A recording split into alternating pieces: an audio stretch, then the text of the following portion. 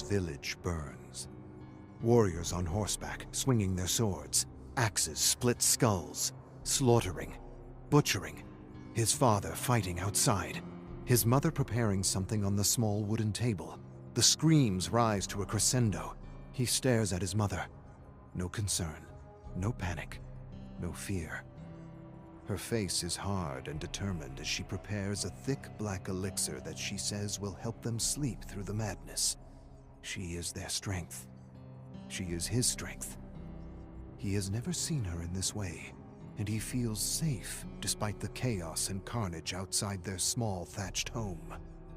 His mother hands his brothers and sister small cups of the elixir. She turns to Tarhosh with a reassuring nod. She helps him drink his share and tells him everything will be as it is supposed to be. Bitter and thick, the elixir oozes down his throat as the cries and screams and clangs rise and fall outside. Then he feels it. The numbness spreads from his lips to his feet. Faces blur, sounds fade, and an inky blackness spreads over his eyes as he falls asleep in his mother's warm embrace. Then there is silence. When he wakes up again, he finds himself crushed under the weight of mangled and mutilated bodies. Sightless eyes, slashed throats, strange sounds all around him. Horses neighing, children crying, knights laughing and making merry. Young Tarhosh stares at a ghastly face pushing up against his. He shifts slightly and narrows his eyes. The blurred features suddenly reveal his uncle, eyes wide and scared, mouth caught in a death scream. Tarhosh knows he should be scared. He knows he should feel sad, but he doesn't. And he knows he should feel guilty for not feeling sad, but he doesn't. What he feels, he doesn't understand or cannot put to words.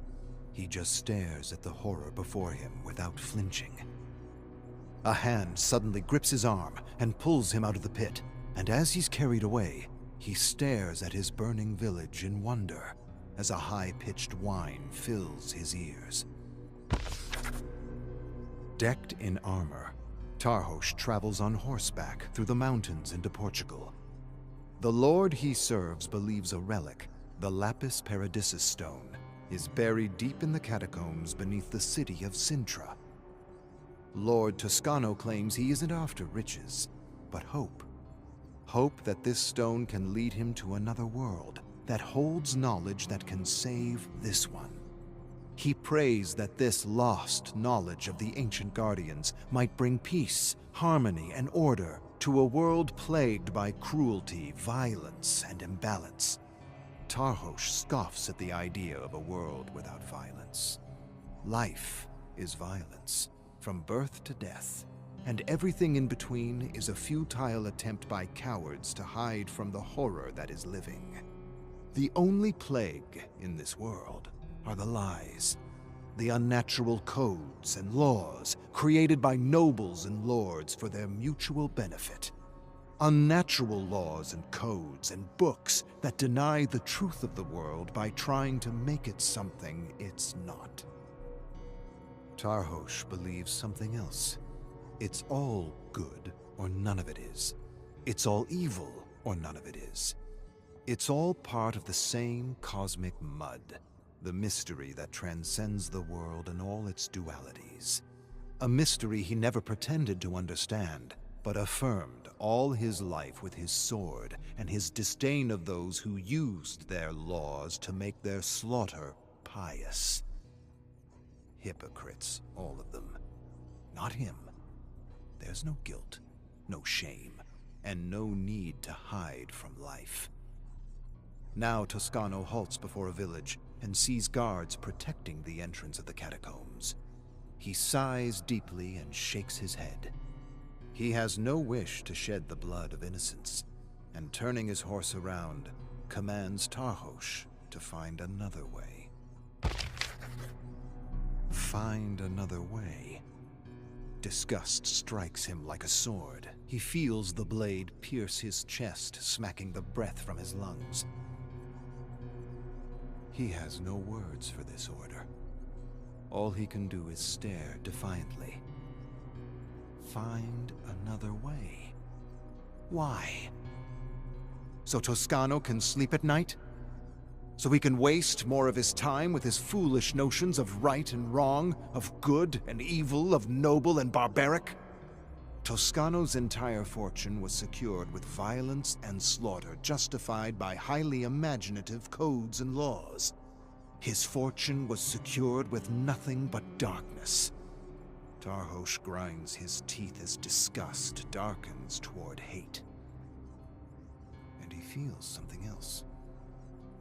He feels Toscano doesn't deserve the spoils of his ancestors, or his relics, or this ancient stone that will somehow open a gateway to a world untainted by violence.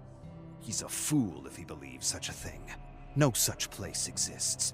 And if such a place did exist, he would want nothing to do with it. He sighs and scrunches his fist. He wants to crush him like a maggot. Of all the lords he's served, this one he hates the most.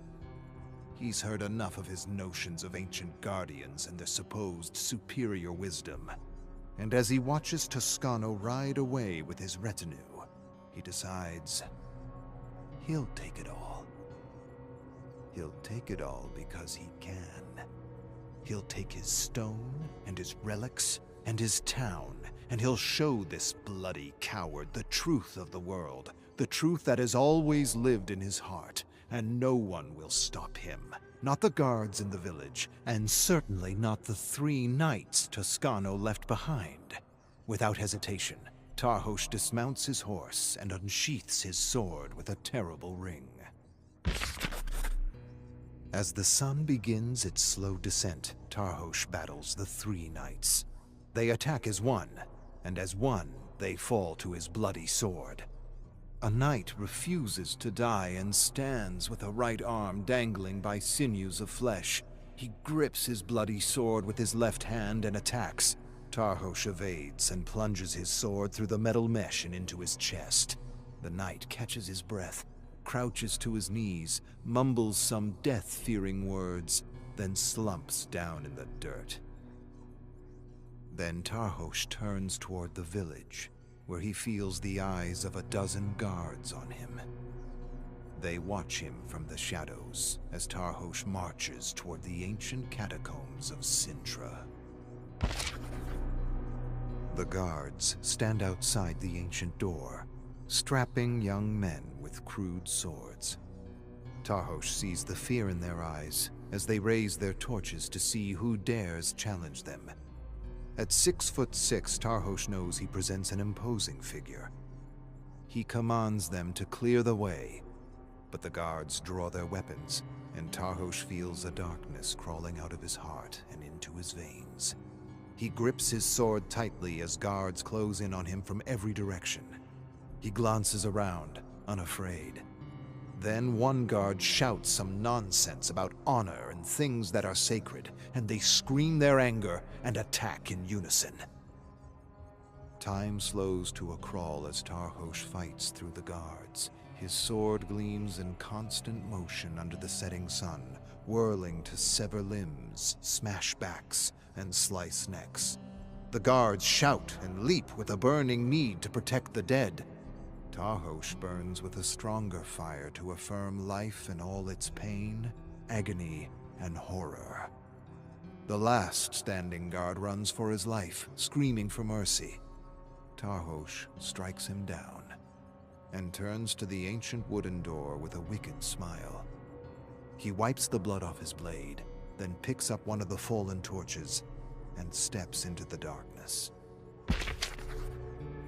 Death surrounds him, fills his nostrils. Not the decomposing flesh of those buried over the centuries, but the rotting bodies of the rodents and vermin that called this necropolis home. His torch illuminates ancient walls constructed of stone and skulls and bones arranged in oddly ornate displays. He feels the presence of countless lost and terrified souls. Cowards, all of them. He finds one skeleton impaled on a spear that sprang from the wall, a trap the ancients set to prevent treasure seekers from finding the stone. He finds the remains of other dead adventurers in pits filled with spikes, crushed by boulders, torn in half by swinging blades. He feels a presence guiding him, dark, cold, primal. A paving stone clicks as he steps on it, and a razor-sharp scythe springs from the wall in a deadly arc. He drops to his knees, the blade whistling above, the deadly edge nearly decapitating him. Tarhosh uses his torch to burn spiderwebs. The sticky strands cling to him as he pushes forward. Massive spiders, furry and thick, scramble over his armor, searching for flesh. He brushes them off with his torch, setting them ablaze. In another cavern, he startles a giant cauldron of bats. They screech and flap, slamming into Tarhosh as they make their chaotic escape, nearly knocking him off his feet. Sweat burns his eyes, and he blinks it away as he forges ahead. A trapdoor drops beneath his feet, and Tarhosh falls, grabs the edge, barely holds on. With the full weight of his armor weighing him down, he uses every ounce of strength to lift himself to safety. Finally, he finds himself on a narrow path to an ancient and ornate sepulchre. He strains and pushes to move the ledger stone that covers it. Inside, he finds the skeleton of an ancient warrior in his armor. The metal is tarnished, not rusted, and a large stone talisman lays against the warrior's breastplate, the lapis paradissus. Tarhosh retraces his steps as his torch dims and dies, plunging him into darkness. He feels his way ahead, past the same deadly obstacles, avoiding the pits, avoiding the blades. Countless spiders skitter over his armor, probing for a way inside. He detects a tiny glimmer of light that gradually grows until finally he emerges from the catacombs. With renewed vigor, he contends with a few surviving guards as he passes through the village, finds his horse, and sets off into the dark. Upon returning to camp, Tarhosh finds dozens of warriors and knights waiting to make him pay for his dishonor. They attack with a terrible scream. Tarhosh evades death blows and senses his fatigue, and he knows they are beyond his strength to defeat. But Tarhosh also knows it's not his strength defeating them, nor is it his skill. He's only a vessel for the darkness, and the darkness, shaped by his skill and size, fights through him, dispensing heads, limbs, and torsos like something inspired, like something divine. Toscano wades into the mayhem and screams for the violence to stop. Tarhosh holds the talisman high, and Toscano's eyes grow wide as they take in the arcane symbols. If you want it, you must take it. Bend your knee, or face my sword. At once, Toscano orders his men to put down their swords, refusing to be the cause of more slaughter. They all bend their knees and bow their heads, and Tarhosh takes Toscano prisoner. Tarhosh enters the dungeon and looms above Toscano, who sits cross-legged on the ground, surrounded by decomposing limbs and heads and an infestation of maggots. Toscano looks up at Tarhosh. Then his troubled eyes lower to a dripping basket in his hands. Tarhosh kneels before Toscano and opens the basket as though he were about to share bread and wine with him. But instead of food and drink, he pulls out a head, examines it, and asks his name. Cavalieri. Tarhosh places the head in a pile of festering heads so that the wide eyes are staring at Toscano. Then he pulls out another severed head. Arno. He was a coward, you should have heard him beg. Tarhosh pulls out two other gory heads and places them so that they all stare at their lord with wide, terrified eyes. He then pulls out the last head and holds it in the dancing torchlight. I liked him. He didn't beg. I think I'll keep this one. Tarhosh places the head back into the basket. He stares at Toscano for a long moment, then stands and exits the dungeon, leaving Toscano with a few more heads to keep him company and perhaps to help him remember where he hid his secret books and relics. Books and relics rumored to have been salvaged from another world, a world described as perfect. And to Tarhosh, this could only mean a world without all the lies and pretenses of civilization. Tarhosh approaches the dungeon door, but doesn't open it. Through a small opening, he stares at Toscano, lying on the ground with the maggots. A thick wall of flies makes it difficult to see. I would have thought you would have crushed the maggots by now rather than live with them. Toscano's eyelids open slowly, but he doesn't respond. The nobles are preparing to attack me. And why?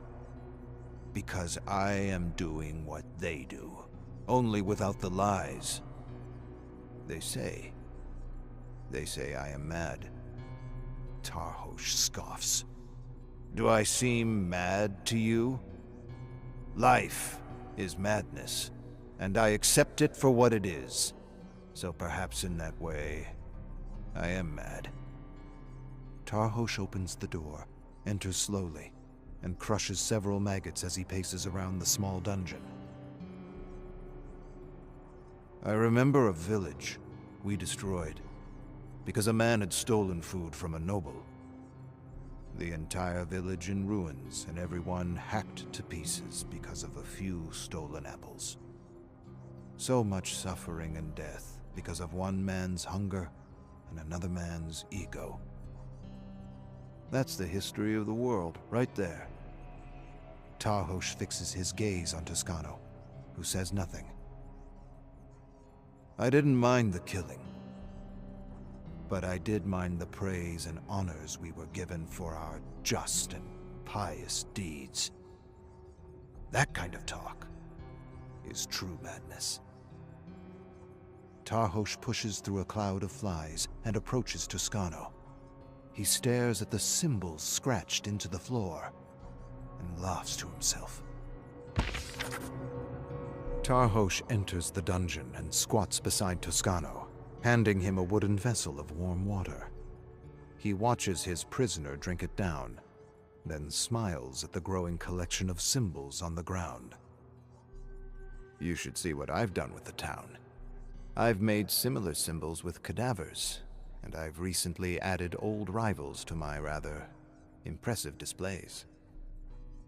I also have old friends helping me prepare to battle a small army closing in on us from every direction. A righteous army, here to put an end to my evil. Tarhosh breathes in the stench of rotting humanity. But something tells me they aren't coming for me. From what I've heard, a few nobles desire what you've been hiding from me. Which makes me wonder, what exactly have you been hiding from me? I offered the nobles the stone, but that didn't seem to interest them in the least. What makes this knowledge you have hidden from us so special? Tarhosh wipes away a pile of maggots from the floor to reveal a symbol.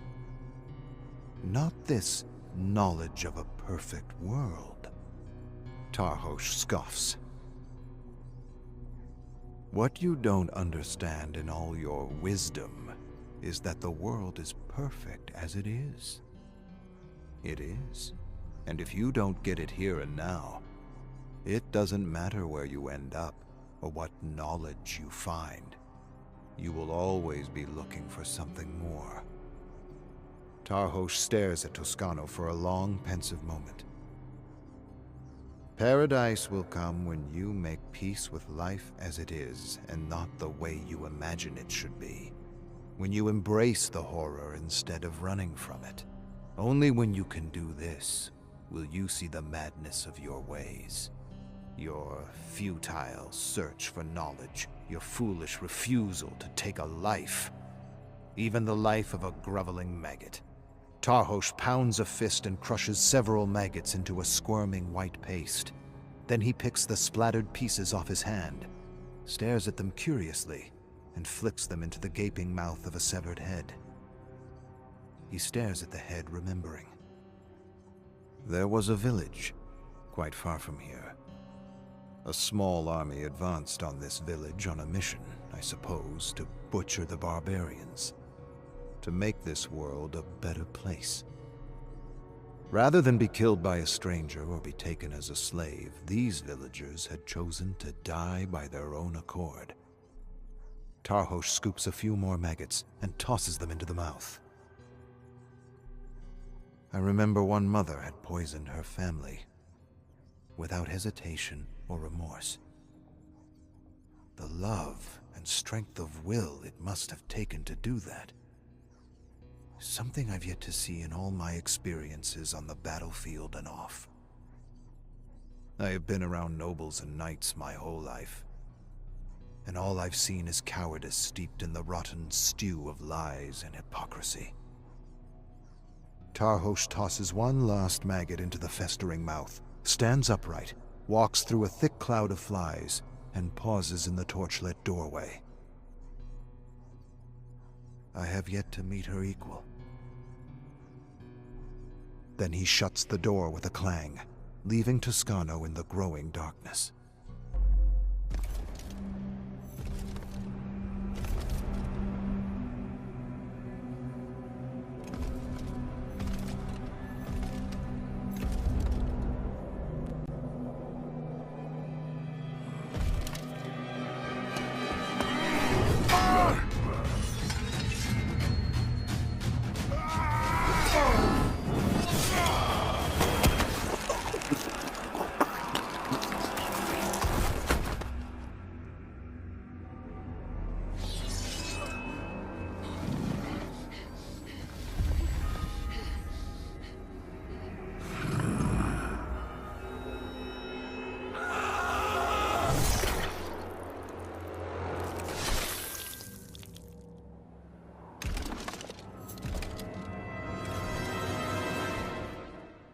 Subscribe to Lady Judge, because she's my friend till the end.